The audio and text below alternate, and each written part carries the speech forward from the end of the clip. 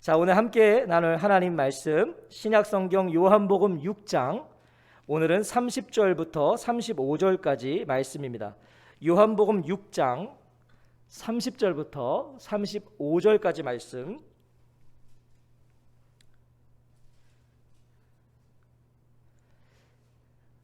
요한복음 6장 30절부터 35절까지 말씀 찾으신 줄 알고 한 절씩 교독하겠습니다. 제가 먼저 요한복음 6장 30절을 읽겠습니다.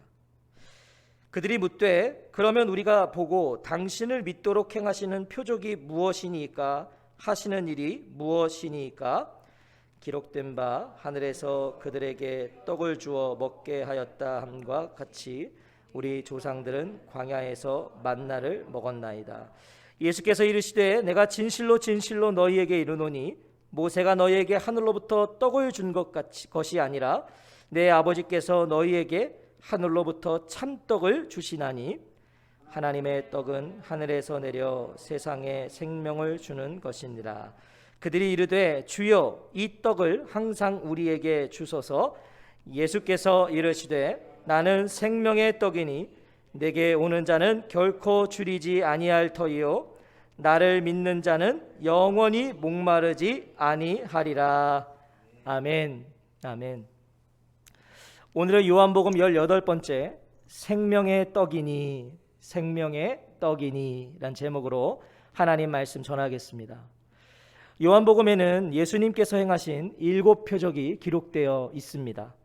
우리는 지난 주일에 그 가운데 5번째 표적을 상고해 보았죠. 그런데 요한복음에는 마치 7표적과 짝을 맞추기라도 하듯 또 다른 7번의 말씀이 기록되어 있습니다. 7표적이 기록되어 있고 또 마치 짝을 이루듯 또 다른 7 말씀이 기록되어 있는데요. 그것이 바로 예수님의 7번 자기 설명입니다. 나는 무엇이다. 나는 무엇이다. 라는 이 말씀이 7말씀이 기록되어 있다는 것이죠. 오늘 우리가 함께 읽은 본문은 바로 그 예수님의 자기 설명, I am 진술이라는 이 첫 번째 말씀이에요. 7번의 말씀 중에 첫 번째 말씀 35절에 보시면 나는 생명의 떡이니, 또 48절에서도 말씀하시죠. 내가 곧 생명의 떡이니라. 7번의 자기 설명 말씀의 첫 번째는 나는 생명의 떡이다. 오늘 이 말씀이 저와 성도님들의 생명의 양식이 되기를 주의 이름으로 축복합니다. 아멘. 오병이어 표적으로 2만여 명이 정말 배부르게 먹었습니다. 먹고 남은 12바구니를 배에 싣고 제자들은 예수님의 명령으로 갈릴리 바다를 건넙니다. 자, 그리고 그 항해 가운데 만난 거센 풍랑 속에서 제자들은 그런 자신들을 돕기 위해 그 거친 풍랑을 짓밟고 오시며 풍랑을 다스리시는 예수님을 만납니다. 그리고 우리가 지난주에 나눈 것처럼 배는 곧 그들이 가려던 땅에 이르렀더라. 오병이어 사건으로 예수님은 많은 이들의 관심사가 되십니다. 정말 많은 이들의 관심사가 되세요. 자신들의 임금 삼으려고 했으니까 그 관심이 오죽했겠습니까? 임금 삼으려고 그랬거든요. 무리들은 파파라치 수준으로 예수님의 일거수일투족을 지금 쫓아다닙니다. 25절을 보시면 예수님을 찾아 헤맨 무리들이 가버나움에서 드디어 예수님을 만나게 됩니다. 그리고 그 예수님께 이렇게 묻죠. 선생님, 언제 여기에 오셨습니까? 자신들이 찾아 헤맸다는 겁니다. 지금 자신들이 그렇게 찾아 헤맸으니까 언제 여기 오셨습니까? 자, 그런데 그 질문을 받은 예수님의 대답은요, 아주 냉랭하십니다. 26절을 보시면 너희가 나를 찾는 것은 표적을 본 까닭이 아니요 떡을 먹고 배부른 까닭이로다. 아니, 언제 가버나움에 오셨냐고 물었는데 예수님은 너희가 나를 찾는 것은 표적을 보았기 때문이 아니라 떡을 먹고 배가 불렀기 때문이라고 하세요. 그들은 예수님을 찾아 헤맸던 동기를, 그들이 예수님을 찾아 헤맸던 그 이유를 지금 예수님이 꼬집으시는 거예요. 그들은 표적 보았습니다. 분명 그들은 표적을 봤어요. 하지만 표적이라는 현상만 본 것이죠. 그 표적이 가리키고 있는 것은 보지 못한 겁니다. 그래서 예수님은 너희들은 표적을 보지 못했다는 거예요. 단지 오병이어를 통해서 자신들의 배를 채운 것에 대한 그 반응으로 예수님을 찾아다녔던 것이죠. 무엇입니까? 예수님을 찾는 동기가 중요하다는 거예요. 이들은 지금 자기들의 배를 채우는 그 오병이어 같은 그 배부름, 그걸 원해서 지금 예수님 찾아온 거라는 거죠. 예수님 그걸 지적하셨어요. 예수님을 찾는 동기가 중요하다는 겁니다. 예수님은 그들에게 진정 찾아 헤매야 할 것이 무엇인지를 가르쳐 주세요. 너희가 정말 찾아야 되는 것이 무엇인지, 너희들이 정말 찾아 헤매야 되는 게 뭔지, 너희는 썩어 없어질 양식을 얻으려고 일하지 말고 영생에 이르도록 남아있을 양식을 얻으려고 일하여라. 이 양식은 인자가 너희에게 줄 것이다. 아버지 하나님께서 인자를 인정하셨기 때문이다. 줄임배를 터지도록 채워주었던 양식을 더 얻기 위해 찾아온 그들에게 예수님은 그런 썩을 양식이 아닌 영생하도록 있는 양식을 위해 일하라고 그러세요. 그들의 시선과 그들의 동기를 지금 바꿔주시고 싶은 거예요. 그들은 단지 썩을 양식, 우리 줄임배 채워주는 양식, 그거 구하러 왔는데 예수님은 아니야, 그거 바라보지 마, 그런 동기가 아니야, 영원할 양식. 그래서 그들은 또 다시 물어요. 우리가 무엇을 하여야 하나님의 일을 하는 것이 됩니까? 썩을 양식을 위하여 일하지 말라고 그러시니까, 영원히 남아있을 양식을 위해 일하라고 그러시니까, 그러면 그 하나님의 일을 무엇이 하나님의 일입니까? 라고 질문하는 겁니다. 예수님의 말씀을 들은 무리들은요, 영생하도록 있는 양식에 대해 관심을 갖기 시작한 거예요. 그럼 그게 뭡니까? 어떻게 해야 됩니까? 어떻게 무엇을 하여야 그것을 얻을 수 있냐고 묻습니다. 그때 하신 말씀이 29절이에요. 뭐라고 그러십니까? 하나님께서 보내신 이를 믿는 것이 하나님의 일이니라. 하나님의 일은 무엇을 하는 것이 아니라 하나님께서 보내신 일을 믿는 것이다. 이게 하나님의 일이라는 거예요. 하나님의 일은 내가 뭘 하는 게 아니라 그분이 보내신, 그 하나님이 보내신 일을 믿는 거다. 그게 하나님의 일이다. 지금 너희와 대화하고 있는 나를 믿는 것이 하나님의 일이라고 하시는 거예요. 자, 그리고 이어지는 것이 오늘 본문입니다. 영생하도록 있는 양식을 얻기 위해서는 하나님의 일을 해야 되고, 또한 그 하나님의 일은 하나님께서 보내신 일을 믿는 것이라는 예수님의 말씀을 무리들도 얼추 알아듣습니다. 알아들어요. 그래서 이렇게 물어요. 30절에 그들이 묻되 그러면 우리가 보고 당신을 믿도록 행하시는 표적이 무엇이니까? 하시는 일이 무엇이니까? 예수님께서 믿어야 한다고 하시니까 그럼 믿을 수 있는 증거를 달라고 그러는 거예요. 지금 예수님한테 믿어야 된다. 그럼 그 믿을 수 있는 증거를 주십시오. 귀를 의심하게 됩니다. 지금 이 30절의 이 무리들의 이 질문이요, 이거 우리 귀를 의심하게 돼요. 이 무리들이 누구입니까? 예수님께서 주신 보리떡과 물고기를요 배 터지게 먹은 자들이에요. 이 사람들 그 맛을 알아요. 그 배부름을 잊을 수가 없어서 지금 예수님 찾아온 자들입니다. 그런데 예수님께 지금 뭐라 그래요? 표적을 보이라는 거예요. 아니, 오병이어로 2만 명을 먹이신 것이 그들에게는 표적이 못 되었던 것입니까? 그들에게는 그게 표적이 아니었다는 거예요. 오병이어 표적은요, 예수님이 누구이신지를 증명하기에 충분한 사건입니다. 보리떡 5개와 물고기 2마리로 남자만 5,000명, 여자와 아이까지 2만여 명 먹었어요. 이만한 표적이 어디 있습니까? 충분해요. 하지만 무리들은 무슨 표적을 행해서 자신들을 믿게 하겠냐고 하는 거예요. 무엇이죠? 그들에게요 어떤 전제가 있었던 것입니다. 어떤 전제, 고정관념이 있었어요. 그것이 31절입니다. 기록된 바 하늘에서 그들에게 떡을 주어 먹게 하였다 함과 같이 우리 조상들은 광야에서 만나를 먹었나이다. 자, 그들이 가지고 있던 전제와 고정관념은 뭐예요? 모세였어요. 모세. 지금 예수님을 모세와 비교하고 있는 겁니다. 이들이. 예수님의 오병이어 표적이요 모세가 행한 일보다 약하다는 거예요. 자, 그보다 더 큰 표적을 요구하고 있는 거예요. 그래서 모세보다, 만약 당신이 모세보다 위대하다면 그보다 위대한 일을 행해보라는 겁니다.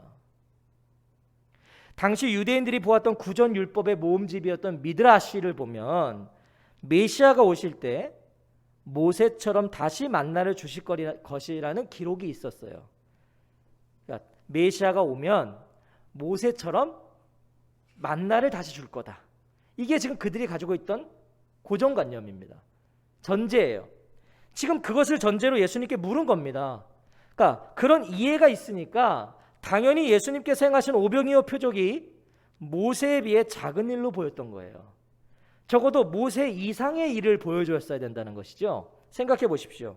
예수님은 남자만 5,000명, 여자와 아이까지 2만여 명을 먹이셨지만 모세는요, 광야에서 민족 전체를 먹였어요.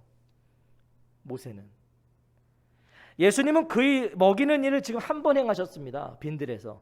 그런데 모세는요 40년 동안 행했어요. 예수님은 보리떡 주셨습니다.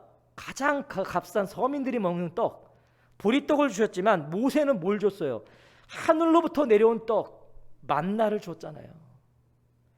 그러니까 예수님의 표적이 모세가 행한 것보다 약하다는 거예요. 작다는 거예요. 무지도 이런 무지가 없죠. 이것이 영적 소경의 비극입니다. 우리가 영적으로 눈이 어두워버리면 이렇게 되는 거예요. 예수님을 앞에 두고 진정 봐야 할 것을 볼 수 없으니까 예수님, 하나님이세요. 그분은 하나님을 앞에 두고 지금 모세를 지켜 세우고 있는 거예요. 모세가 누구입니까? 모세는 그저 예수님의 모형이에요. 예수님의 모형, 예수님에 앞서서 예수님이 어떤 분이실까, 어떤 일을 행하실까를 그저 그는 좀 그림잡처럼 보여준 것뿐이에요. 무리들이 깨닫지 못했을 뿐 예수님은 과거 모세가 행한 일들을 이미 다 행하셨습니다. 우리가 성경에 기록되어 있어요. 이미 행하셨어요. 예수님은 다. 보세요. 모세는 이스라엘 백성을 이끌고 갈라진 홍해를 건넜죠. 그 모세가 갈른 거 아니잖아요. 모세는 그저 갈라진 홍해를 건넜어요. 그런데 예수님은 성난 바다 위를 걸으셨다고요.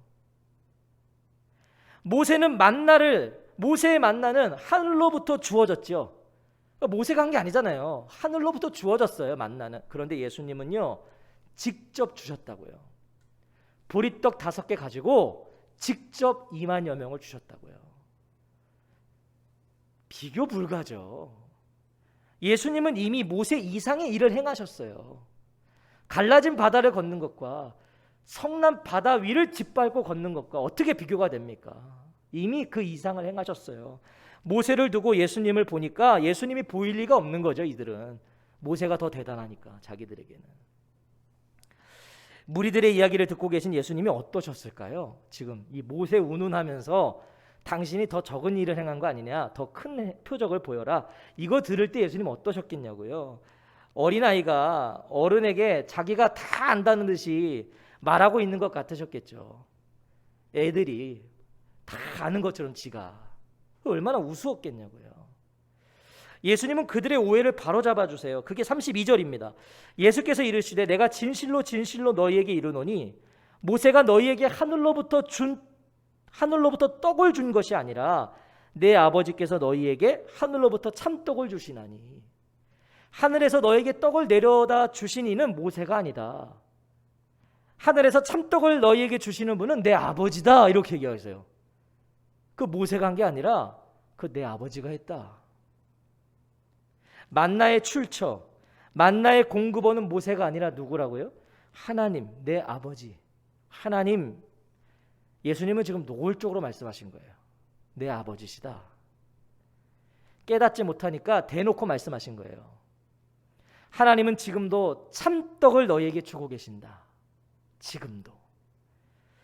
그 참떡이 무엇이라고 하십니까? 33절을 보시면 하나님의 떡은 하늘에서 내려 세상에 생명을 주는 것이니라. 이게 참떡이라는 거예요. 하나님의 떡. 예수님은 지금 무리들이 말하는 만나와 예수님께서 말씀하시는 참떡을 비교하고 계신 거예요. 그들은 지금 모세의 만나 들고 얘기하고 있고 예수님은 참떡. 만나는요, 다음 식사 때까지 목숨을 연명해 주는 것이었어요. 그렇죠? 만나를 먹어도 다음 끼니에 또 먹어야 돼요. 또 내려주시고 또 먹어야 된다고요. 하지만 이제 하나님께서 하늘로부터 주시는 참떡은 그런 목숨 연명이 아니라 뭐라고요? 영원한 생명을 준다고 하시는 거예요. 생명을 준다. 비교 불가합니다. 분명 만나는 소중했어요. 광야 이스라엘 백성들에게 만나는 절실했고 소중했습니다. 그건 맞습니다. 하지만 다음 식사 시간이 되면 또 먹어야 되는 거였어요. 일시적이었고 한시적인 만족과 배부름이었다는 거죠. 만나는 일시적이었어요. 한시적이었어요. 그런 배부름이었어요. 하지만 이제 참떡은 그런 만족과 배부름이 아닙니다. 일시적이고 한시적인 그런 만족과 배부름이 아니라는 것이죠. 그런 면에서 만나는 세상에 생명을 주는 하나님의 떡에 뭐였다? 그림자였다는 거예요. 만나도 이 하나님의 떡의 그림자였다. 예수님의 말씀을 알아들었던 걸까요? 이 무리들이 요청해요. 알아들었던 걸까요? 34절에 그들이 이르되 주여 이 떡을 항상 우리에게 주소서. 그 하늘로부터 오는 참떡 하나님의 떡 달라고 그래요. 자, 그런데 한 가지 걸리는 말이 있어요. 이 34절을 잘 보세요. 하나가 딱 걸려요. 이 떡을 항상 우리에게 주소서. 다른 번역본에 보면 주님 그 떡을 언제나 우리에게 주십시오. 여기서 이 항상만 빠졌으면 돼요. 항상. 예수님의 말씀을 알아듣지 못했다는 겁니다. 이거. 자, 여전히 이들은 이 하나님의 떡을 달라고 했지만 만나 수준에 머물러 있는 거예요. 그게 그들에겐 여전히 만나 수준으로 이해되고 있었던 거예요. 모세 40년 그 이상이어야 한다는 거예요. 지금. 그러니까 40년 이상 항상 달라는 거예요. 언제나 달라는 거예요. 항상 늘 언제나 계속 달라고 요청하고 있는 것이죠. 그 떡을. 자, 누가 생각나지 않으신가요? 지금 이 무리들의 이 요청. 지금 이 무리들은요, 우리가 우물가에서 만났던 사마리아 여인과 똑같은 요청을 하고 있는 겁니다. 요한복음 4장 15절에 보면 여자가 이르되 주여 그런 물을 내게 주사 목마르지도 않고 또 여기 물 기르러 오지도 않게 하옵소서 이렇게 했거든요. 내가 주는 물을 마시는 사람은 영원히 목마르지 아니할 할 것이다. 내가 주는 물은 그 사람 속에서 영생에 이르게 하는 샘물이 될 것이다 라는 예수님 말씀을 듣고 사마리아 여인이 말한 거예요.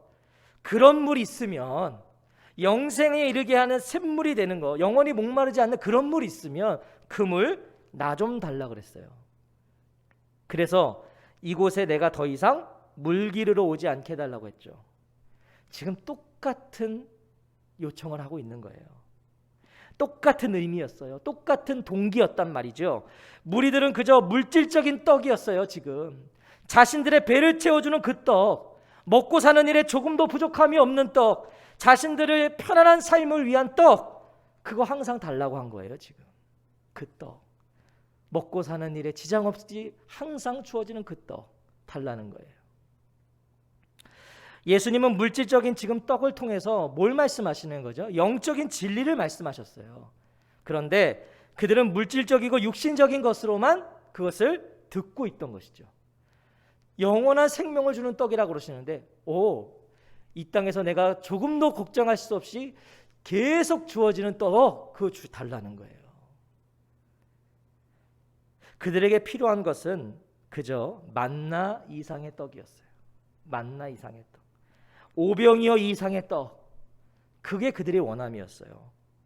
육신적인 필요에 정신이 팔리면, 우리가 이 육적인 것에 정신이 팔리면, 물질적인 것에 정신이 팔리면 영적인 필요를 깨달을 수 없음을 보여주는 거예요. 물질적인 것에 정신 팔리면 영적인 것을 깨달을 수가 없어요. 무리들이 원하고 바라고 기도하는 떡, 그것은 뭐였습니까? 여전히 썩을 양식이었어요. 그것이 바로 세상의 떡입니다. 세상의 떡. 세상이 말하고 세상이 바라고 세상이 원하는 떡들은요, 잘 보세요. 만족이 없습니다. 세상이 말하는 떡, 세상이 주는 떡을 생각해 보세요. 만족이 없어요. 금세 허기를 가져와요. 세상의 떡은. 그래서 허겁지겁 먹지만 또 배가 고파 먹고 모으고 쌓고 또 쌓는 거예요. 그게 세상의 떡이잖아요.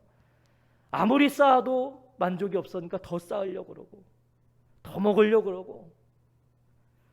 하지만 그렇다고 결국은 또 만족하지 못하는 게 세상의 떡 아닙니까? 배를 채워보십시오. 이내 또 배고파집니다.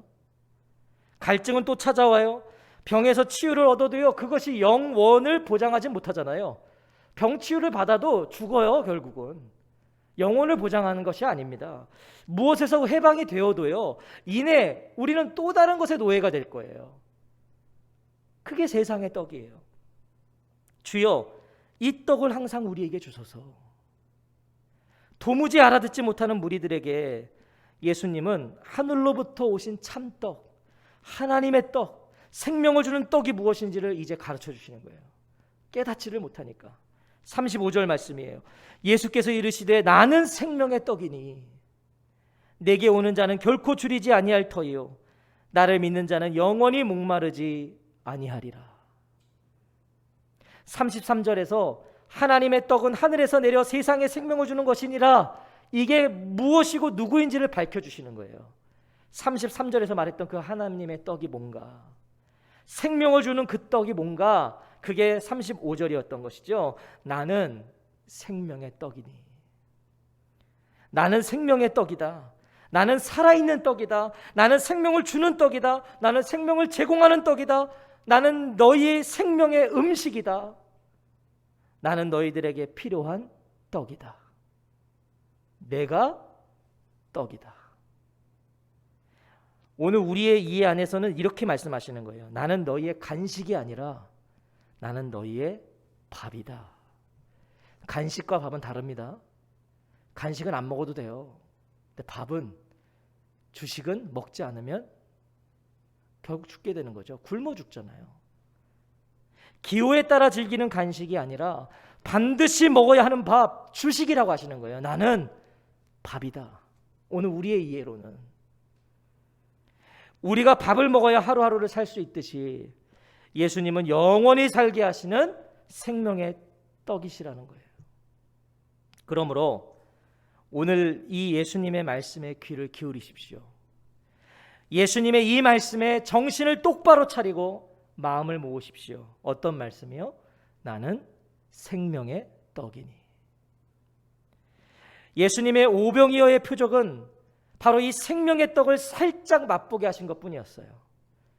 내가 생명의 떡이라는 걸 가르쳐 주시려고 오병이어를 행하신 것뿐이었다고요. 예수님께서 행하시는 영혼의 배부름, 영원의 배부름, 그것이 오병이어의 메시지입니다. 예수님은 우리 육신의 결핍에 무관심하지 않으세요. 우리 육신의 결핍도 예수님은 관심을 가주세요. 무관심하지 않습니다. 하지만 기억하십시오. 예수님은 우리 육신의 결핍 때문에 오신 분이 아닙니다. 그것을 위해 오신 분이 아니세요. 나는 생명의 떡이니라고 그러시잖아요. 생명의 떡이니. 우리 영혼의 결핍을 위해 오셨다는 거예요. 영원한 삶, 영생을 위해 오셨다. 나는 생명의 떡이니. 영적인 결핍이 더 중요하기 때문이에요. 보십시오. 육신의 결핍, 우리 육신의 결핍이 있죠. 이것은 분명 오늘 우리의 문제입니다. 우리 육신의 결핍들은 오늘 우리의 어려움이잖아요. 먹고 사는 문제. 이건 중요한 거예요. 어려움이에요. 하지만 이 육신의 결핍의 최악의 경우가 뭐죠? 우리 육신의 결핍의 최악의 경우는 불편한 것이고, 때로는 줄임이고, 줄일 수 있고, 그리고 결국은 뭡니까? 육신의 결핍의 결국은 그냥 죽는 거예요. 없으면 불편하게 살다가 굶어서 죽는 거, 이게 육신의 결핍의 최악의 경우죠. 그러나 영적인 결핍의 최악은 뭡니까? 영적인 결핍의 최악은요, 육신의 죽음으로 끝나지 않는다는 거예요. 육신의 결핍의 최악은 육신이 죽는 거예요. 그러나 영적인 결핍의 최악은 육신이 죽는 것으로 끝나는 것이 아니라 영원한 죽음이 뒤따른다는 것이죠. 그래서 예수님은 그 영적 결핍을 위해 생명의 떡으로 오셔야만 했던 것입니다. 그게 더 중요한 일이기 때문에. 사랑하는 성도 여러분, 오늘 저와 성도님들에게 예수님은 누구이십니까? 오늘 저와 성도님들에게 예수님은 어떤 분이세요? 오늘 우리가 무엇에 배고프고 있고 내가 오늘 무엇에 목마른지를 보면 우리는 알 수 있어요. 내가 예수님이 나의 어떤 존재인지를 그것으로 알 수 있다고요. 내가 뭐에 지금 헐떡거리고 있나. 오늘 우리의 관심과 입맛이 향하고 있는 거, 그걸 따라가 보면 알 수 있는 거예요. 오늘 예수님이 나에게 어떤 분이신지, 누구이신지. 나는 생명의 떡이니라는 이 예수님의 말씀 안에서 오늘 나의 결핍에 대한 의문과 질문이 생긴다면, 아니 생명의 떡이라고 그러셨는데 오늘 나는 왜 이렇게 다 부족하지? 왜 내 삶은 이렇게 온갖 결핍투성이지? 왜 오늘은 나에게는 이렇게 주어지는 것이 없지? 나는 생명의 떡이라고 그러셨는데 왜 그런 것이지? 라고 오늘 의문과 질문을 갖고 계시다면 아직 주여 이 떡을 항상 우리에게 주셔서 요청하고 있는 무리에 불과하신 거예요. 이 무리들하고 똑같은 거예요. 생명의 떡을 만나 수준으로 이해하고 있었던 거예요. 오늘 내 배 채워주는 거, 오늘 내 삶을 윤택하게 해주는 거, 내 손에 쥐어주시는 거, 이거 왜 없지? 거기에 머물러 있는 것이죠. 아무것도 없는 광야에서 주어진 만나, 빈들에서 줄임배를 터지게 채워줬던 보리떡으로 예수님 바라보지 마십시오. 절대 그렇게 예수님 바라보지 마십시오. 오병이어 배 터지게 먹이셨던 그것으로 예수님 보지 마세요. 광야에서 만나 주신 거, 그걸로 예수님 바라보지 마십시오. 그러니까 자꾸만 왜 안 주시지? 왜 안 주시지? 내 삶은 왜 부족하지? 그렇게 예수님 보는 거예요. 그것 때문에 예수님을 따르지 마십시오. 그 신앙은 변질될 것입니다. 주셔야 따르는 삶이잖아요. 만나가 내려야 따르는 삶이잖아요. 그 떡은요, 우리로 더욱 배고프고 더욱 목마르게 할 거예요. 그런 떡으로 주님을 따르고 있다면 더 주세요. 주님, 저 아직 배고파요. 더 주세요. 더 목말라요. 그렇게 사는 거예요. 그 인생은 입안에 씹을 것이 하나 없어도, 배에서 꼬르륵 소리가 나고 있어도 그것이 비참하거나 남루하지 않는 배부름, 세상의 그 어떤 떡으로도 채우고 만족시킬 수 없는 포만감, 세상 어떤 떡으로도 느낄 수 없는 포만감, 세상 그 어떤 맛있는 떡이라도 그것에 침을 질질 흘리지 않게 하는 천상의 맛, 그게 무엇입니까? 나는 생명의 떡이니. 우리는 이 떡을 맛본 자들이라는 거예요. 천상의 맛. 그래서 세상에 그 어떤 맛있는 떡이라도 우리는 침을 흘리지 않아요. 천상의 맛을 누리고 있으니까. 나는 생명의 떡이니. 오늘 이 떡을 드셨습니까? 오늘 이 떡을 먹으셨습니까? 나는 생명의 떡이니 내게 오는 자는 결코 줄이지 아니할 터이요 나를 믿는 자는 영원히 목마르지 아니하리라. 내게 오는 자는, 나를 믿는 자는, 누구든지 생명의 떡을 먹어 줄이지 않고 목마르지 않으려면 어떻게 해야 됩니까? 예수님께 와야 하고 예수님을 믿어야 합니다. 그게 오늘 예수님, 생명의 떡이신 예수님이 우리에게 주시는 말씀이에요. 와야 돼요. 믿어야 돼요. 맛집의 특징은요, 맛집의 특징은 사람들이 길게 줄을 서 있다는 것입니다. 쨍쨍 뛰는 이런 땡볕에도요, 맛집은요, 그 한 그릇 먹겠다고 사람들이 부채질 해가며 줄 서 있어요. 그게 맛집이에요. 한 그릇 먹겠다고요. 부채질하면서 땡볕에도 줄 서 있다고요. 생명의 떡이신 예수님 앞에 날마다 그런 긴 줄이 서 있었으면 좋겠습니다. 생명의 떡이신 예수님 앞에 마치 맛집에 줄을 서 있듯이 생명의 떡이신 예수님 앞에 날마다 그런 긴 줄이 서 있었으면 좋겠어요. 그리고 무엇보다 그 긴 줄에 저와 성도님들이 날마다 서 있으면 참 좋겠습니다. 생명의 떡이신 예수님, 그 앞에 긴 줄이 서 있을 때 우리가 거기 서 있었으면 좋겠어요. 생명의 떡이시니까 그분을 먹고 그분을 마시고, 그래야 내가 결코 줄이지 않고 영원히 목마르지 않을 것이니까 그 길에 설 수 있는 사람들, 과감히 세상은 야 저기 줄 서야 돼, 저기 줄 서야 돼, 저기 줄 서야 돼, 너 뭐 하고 있어라고 말할 때 아니 나는 생명의 떡이신 예수님 앞에 줄 서야 돼. 그래서 그 줄이 더 길어졌으면 좋겠어요. 더 특별히 삶이 되는 가족들은 다 거기 서 있었으면 좋겠어요. 우리 오늘 그런 마음과 고백으로 같이 찬양하면서 하나님 앞에 기도하겠습니다.